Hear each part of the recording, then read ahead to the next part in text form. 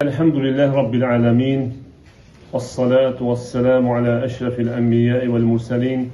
Nebiyyina Muhammedin ve ala alihi ve ashabihi ecma'in. Esselamu aleyküm ve rahmetullahi ve berekatuhu. Möhtərəm müsəlmanlar, demək xatırladıram qardaşlar, biz mövzumuz Riyadus Salihin kitabındandır. Yəni, ola bilər burada olan qardaşlarım əksəriyyəti üçün bu təzədir mövzu ya da YouTube-da izləyiblərsə, silsilə dərslərdir. İmam Ən-Nəvəvinin Riyadus Salihin kitabını biz başlamışıq Allahın izni ilə keçməyə. Bu günləri səhv etmirəmsə 12-ci dərsdir artıq.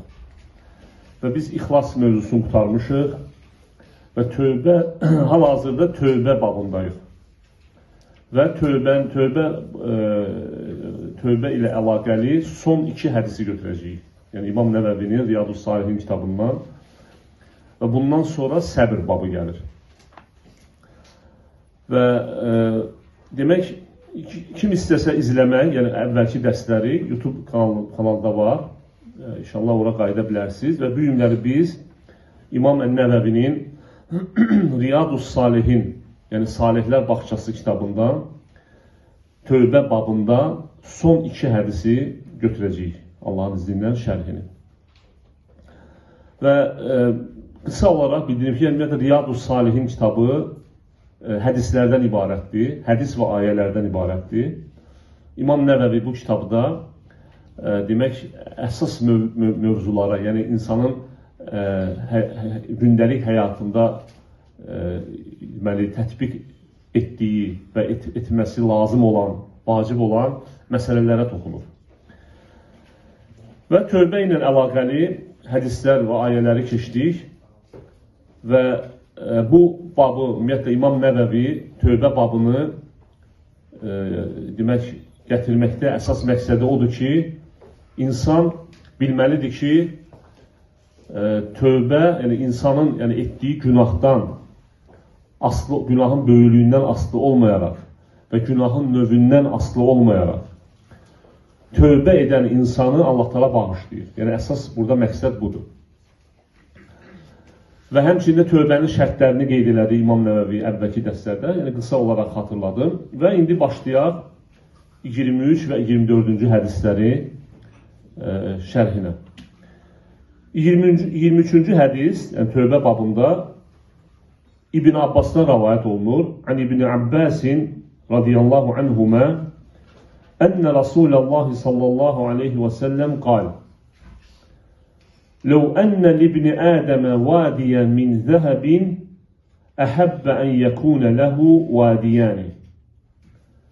İbn Abbas dedi ki, Peyğəmbərimiz sallallahu aleyhi ve sellem dedi ki, əgər Adəm övladı üçün, Adəm övladının bir vadi qızılı olsa, ikincisini istəyər, ikincisini arzu edər. Yəni ikincisinin olmasını arzu edər. وَلَنْ يَمْلَأَ فَاهُ إِلَّا التُّرَابِ. Halbuki onun deyir, sonda ağzını və ağzını dolduran yalnız torpaq olacaq. وَيَتُوبُ اللّٰهُ عَلَى مَنْ تَابَ. Və Allah tövbə edənlərin tövbəsini qəbul edər. Muttafaqun aleyh. Yəni hədisi Buxari və Müslim rəvayət edib. Və xüsusən diqqət edək, yəni İmam Nəvəvi tövbə babını bu 2 hədislə yekunlaşdırır. Yəni bu çox önəmlidir. Yəni adətən insan bir şeyi yekunlaşdıranda neyinir? Əsas məsələni gətirir yekunlaşdıranda. Və demək, Peyğəmbərimiz sallallahu aleyhi və səlləm bu hədisdə bizə insanın, əksər insanların, yəni hamısını deməyək, çünki yalnız Allahın rəhm etdiyi, lütf etdiyi şəxslər istisnadır. Yəni insanın təbiəti budur ki, insan malı sevir, var dövləti sevir. Yəni insanın təbiəti budur. Və Peyğəmbərimiz sallallahu aleyhi və səlləm buyurur ki, əgər insanın bir vadi, yəni vadi bilirsiniz də nədir? Vadi, demək, səhrada olur, deməli, yağış yağarkən, deməli, əmələ gələn boşluqdur, oyuqdur və yağış yağarkən həmin vadilərdə su dolur. Yəni bilirsiniz yəqin. Və deyir, əgər insanın bir vadi qızılı olsa, əslində bir vadi qızıl insana kifayət qədər bəsdir, düzdürmü həyatına? Eğer bir vadi qızılı olsa, insan ömrünün axırına kimi kifayətdir. Buna baxmayaraq insanın təbiəti belədir ki, insan yenə birini də istəyərdi. Və burada nəyi göstərir? Yəni insan Allahın rəhm etdiyi kəslər istisnadır. Yəni insan tamahkardır. Halbuki insanın əsl varlılıq, yəni necə ki, başqa bir hədisdə Peyğəmbərimiz sallallahu əleyhi və səlləm buyurur ki, deyir, varlı olmaq malın çox olması demək deyil. Varlı olmaq qəlbin varlı olmasıdır. Yəni qəlbin qane olmasıdır. Səndə olanla, Allahın sənə verdiyi ilə qane olmasıdır. Yəni əgər bu hədis göstərir ki, yəni əgər insan qəlbi qane deyilsə, onun nə qədər malı olursa olsun, o insan yenə kasıbdır. Yəni özünü kasıb hesab edəcək, istəyəcək, arzulayacaq. Amma qəlbi əgər qane olsa və qəlbi də nə vaxt qane ola bilər, əgər mömindirsə. Yəni iman insanın bu demək insanın bu xəstəliyini aradan qaldırır. Yəni insan başa düşür ki, dərk edir ki, əsas məqsədim axirətdir. Əsas məqsədim, yəni mənim bu dünyada var olmağımın əsas məqsədi axirəti qazanmaqdır. Və insan əgər bunu dərk edirsə və axirəti üçün çalışırsa, bu zaman insanın qəlbi qane olur. Və nə var, Allahın onu nə veribsə ondan qane olur. Yox, əgər bunu düşünmürsə, o halda insan nə qədər versə yenə doymayacaq. Yəni, bu insanın təbiəti belədir. Və necə ki, bir hədisdə Peyğəmbərimiz sallallahu əleyhi və səlləm belə dua edərdi. Allahumma la tec'al dunya ekbera hemmina və la məbləğə ilmina. Yəni, dua Peyğəmbərimiz sallallahu əleyhi və səlləmin etdiyi dualardan biridir. Yəni, bizə də öyrədir ki, Allahım, dünyanı mənim əsas məqsədim eləmə. Yəni, bu həyatda yaşayıramsa, mənim əsas məqsədimi dünya əldə etmə. وَلَا مَبْلَغَ عِلْمِنَا. Yəni fikrim, zikrim ancaq dünya olmasın. Ona görə insan gərək dua eləsin. Və bu hədis, yəni bir çox insanların halını vəsf edir. Peyğəmbərimiz sallallahu əleyhi və səlləm, insanın halı belədir. Və doymur. Və ona görə də bunun müalicəsi nədir? Yaxşı. Bunun müalicəsi nədir? Peyğəmbərimiz sallallahu əleyhi və səlləm deyir ki, وَيَتُوبُ اللّٰهُ عَلَى مَنْ تَابَ. Yəni hədisin axırında. Allah tövbə edənlərin tövbəsini qəbul edir. Nə deməkdir? Yəni, alimlər qeyd edirlər ki, yəni insan mal dövlətə hərisdir, mal dövlətə can atır və insanın bu mal dövlətə həris olması bir çox hallarda ona haram yolla mal əldə etməyə şövq edir, təşviq edir. Yəni insanı sövq edir ki, insan haram yolla əldə etsin malı. Çünki mal dövləti sevir axı. Və bunun da yolu nədir? Tövbə etməkdir. Yəni ona görə insan hər gün gərək tövbə eləsin. Tövbəsini daim təzələsin. Bunun yolu budur. İnsan mala hərisdir, mal dövlət sevir və bu mal dövləti sevmək neyinir onu? Haram yollara əl ata bilər. Və əl atır da. Haram yollar da nədir? Riba, sələm, aldatmaq, yalan, qış. Ondan sonra baxırsan oğurluq, haqsız yerə başqasının malını götürmək, alıb qaytarmamaq, borc alıb qaytarmamaq, ticarət adı ilə şəriklik edib, sonra pulu qaytarmamaq. Yəni bunlar hamısı nədir? İnsanın hərisliyindən irəli gəlir. Yəni mal dövlətə sevgisindən irəli gəlir. Və bunun yolu nədir? Tövbə eləmək. İnsan əgər tövbə edərsə, Allah onu bağışlayar. Sözsüz ki, əgər haqq sahiblərindən halallıq alandan sonra. Və ona görə də bu hədisin əsas İmam Nəvəviniyə götürüb, hədisin sonunda Peyğəmbərimiz sallallahu əleyhi və səlləm buyurur ki, وَيَتُوبُ اللّٰهُ عَلَى مَنْ تَابَ. Allah tövbə edənlərin tövbəsini qəbul edir.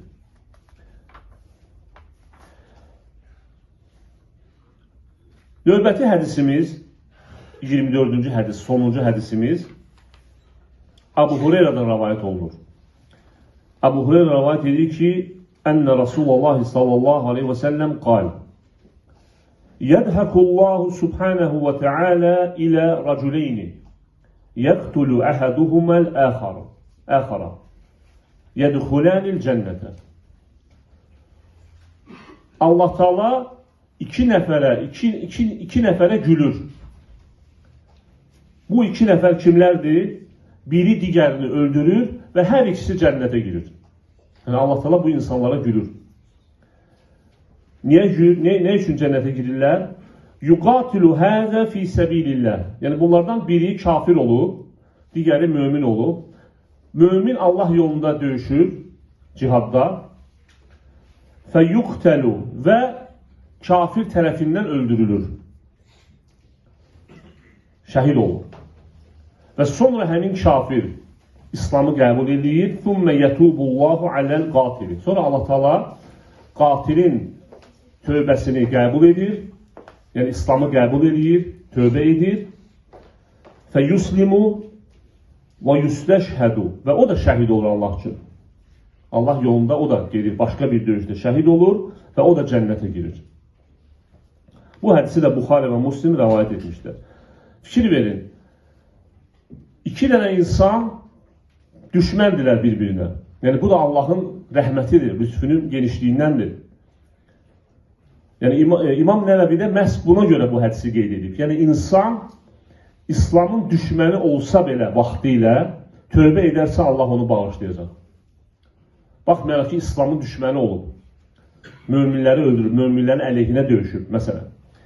Və buna aid, bu hədisə aid çoxdur məsələlər, yəni sahabələrin həyatında. Məsələn, Xalid ibn Valid radiyallahu anhu. Uhud döyüşündə müşriklərin başçısı idi, rəhbəri idi.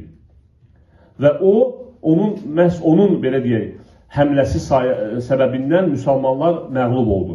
Və həmin döyüşdə nə qədər müsəlman, 70'e yaxın müsəlman sahabə dünyasını dəyişdi. Şəhid oldu. Və Peyğəmbər s.ə.v yaralandı və s. Yəni bilirsiniz yəqin. Və sonra Xalid ibn Valid İslamı qəbul elədi. Və başladı müsəlmanlar üçün rəhbər olmağa, yəni döyüşlərdə. Və onun da bildiyimiz kimi rəhbər olduğu bütün döyüşlər müsəlmanlar qalib gəlmişdir. Yəni bu Allahın rəhmətindəndir. Görün, bu dinin gözəlliyindəndir. İnsan tövbə edərsə Allah onu bağışlayır. Və ümumiyyətlə, qardaşlar, insan tövbə edərkən Allahın adlarından biri Ət-Təvvab, bildiyimiz kimi, yəni tövbələri qəbul edən. Bir insan tövbə edərsə, bilsin ki, bu Allahın ona müvəffəqiyyətidir. Yəni Allah onu müvəffəq edib bu tövbəyə. Əgər Allah müvəffəq etməsə, insan tövbə edə bilməz. Və necə ki, bundan əvvəlki hədisdə, Kə'b ibn Məlikin hədisində, Allah Teala ayə nazil edir Tövbə surəsində, deyir, ثُمَّ تَابَ اللّٰهُ عَلَيْهِمْ لِيَتُوبُوا. Sonra Allah onların tövbəsini qəbul etdi ki, tövbə etsinlər. Yəni, ola bilər sizə qəribə gələr. Necə yəni, tövbəsini qəbul etdi ki, tövbə etsinlər. Yəni, onları tövbəyə müvəffəq etdi ki, tövbə etsinlər. Ona görə də alimlər deyir ki, Allah Teala bir insan tövbə edirsə, bilsin ki, bundan əvvəl Allah onu bir dəfə bağışlayıb, tövbə edib ona, onun günahını bağışlayıb. Onun tövbəsini qəbul edib, belə ki, onu müvəffəq edib tövbəyə. Sonra o tövbə edib və sonra yenə onun tövbəsini qəbul edib. Yəni Allah Teala birinci insanı tövbəyə müvəffəq edir, sonra onun tövbəsini qəbul edir. Ona görə də Allahın, alimlər deyirlər ki, bir insanın tövbə etməsi iki tövbəni əhatə edir. Birincisi, Allah onun tövbəyə müvəffəq edir, ikincisi isə tövbəsini qəbul edir. Və demək, bu hədisdə əsas, yəni bayaq qeyd elədiyim kimi, İmam Nəvəvinin bu hədisi gətirməkdə əsas məqsədi odur ki, insan heç vaxt ümidsiz olmamalıdır. Günahı nə olursa olsun, yəni necə olursa olsun, böyük olursa, ondan sonra sayı çox olursa, çünki bəzi insanlar var, məsələn, deyirsən ki, tövbə elə, deyir, mən harayım, mən o qədər günah eləmişəm ki. Yəni ümidsizliyə qapanıb. Yəni bu şeytandandır, bunu biləsiniz. Yəni şeytan insanı ümidsizliyə qapandırır. Və belə bu hədis göstərir ki, insan günahın böyüklüyündən asılı olmayaraq və çoxluğundan asılı olmayaraq, əgər tövbə edərsə, Allah Teala onun tövbəsini qəbul edər. Baxın, iki insan düşməndirlər bir-birinə. Amma qiyamət günü cənnətdə bir yerdə olacaqlar. Çünki qiyamət günü cənnətdə Allah Teala onların qəlbindən kin-küdurəti çıxardacaq. Allah Teala buyurur ki, Quran-ı Kərimdə Əl-Hicr surəsində وَنَزَعْنَا مَا فِي صُدُورِهِمْ مِنْ غِلٍّ İxvanən alə sururin mutaqabilin. Biz deyir, onların qəlbindən kin-küdurəti çıxardacaqıq. Onlar qardaş olaraq taxtlarda qarşı-qarşıya eləşəcəklər. Yəni, bu Allahın rəhmətidir. Və ona görə insan heç vaxt ümidsiz olmamalıdır. Heç vaxt ümidsizliyə qapanmamalıdır. Bundan əvvəlki hədis, yəni o da demək tövbə babındaydı. Niyyət babı, niyyət ixlas babında. Peyğəmbərimiz sallallahu deyir ki, iki kişi qılıncları ilə qarşı-qarşıya gələrlərsə, döyüşərlərsə, öldürən də, öldürülən də cəhənnəmdədir. Bundan əvvəlki hədis. Əl-qatil və məqtul finnər. Burada isə dedi, öldürən də, öldürülən də cənnətdədirlər. Orada nə üçün? Çünki onlar haqsız yerə vuruşurdular. Və məqsədləri də bir-birini haqsız yerə öldürmək idi. Ona görə də orada nə oldu? Həm qatil, həm də öldürən, həm öldürülən də cəhənnəmdədir. Lakin əbədi deyil. Yəni biz bunu qeyd elədik. Əbədi sayılmır burada. Yəni əbədi yox. Allah istəsə onların demək sonda onlar cənnət əhli olur. Əgər tövhid əhlidirsə. Amma burada isə nə dedi? Öldürən də, öldürülən də cənnətdə. Çünki bunlar birincisi öldürülən adam Allah yolunda döyüşürdü. Ona görə də cənnətə girdi. Yaxşı, öldürən nə üçün cənnətə girdi? Çünki o da tövbə elədi. Allah onun tövbəsini qəbul etdi və bu da göstərir ki, İslam özündən əvvəlkiləri yuyur, silir, aparır və həmçində tövbə də özündən əvvəlkiləri silir. Və bu hədis İmam Nəvəvinin son, yəni tövbə babında gətirdiyi son hədisdir. Və nə üçün bunu sona saxladı? Göstərsin ki, yəni insan hətta Allahın düşməni olubsa belə, Allahın İslam əleyhinə vuruşubsa belə, amma tövbə edərsə Allah onun tövbəsini qəbul edər. Yəni Allahın lütfü böyükdür, rəhməti böyükdür. Allah Teala nə deyir Quran-ı Kərimdə? Ey özlərinə qarşı həddini aşmış qullarım, Allahın rəhmətindən ümidinizi üzməyin. Həqiqətən Allah Teala günahların hamısını bağışlayır. Həqiqətən o bağışlayandır və rəhimlidir. Bu qədər qardaşlar bu barədə inşallah gələn dərslərimizdə biz demək səbr barədə keçəcəyik. İmam Nəvəvinin səbr babını başlayacağıq keçməyə. Və sallallahu alə nəbiyyinə Muhammedin və alə alihi və ashabihi ecmaîn.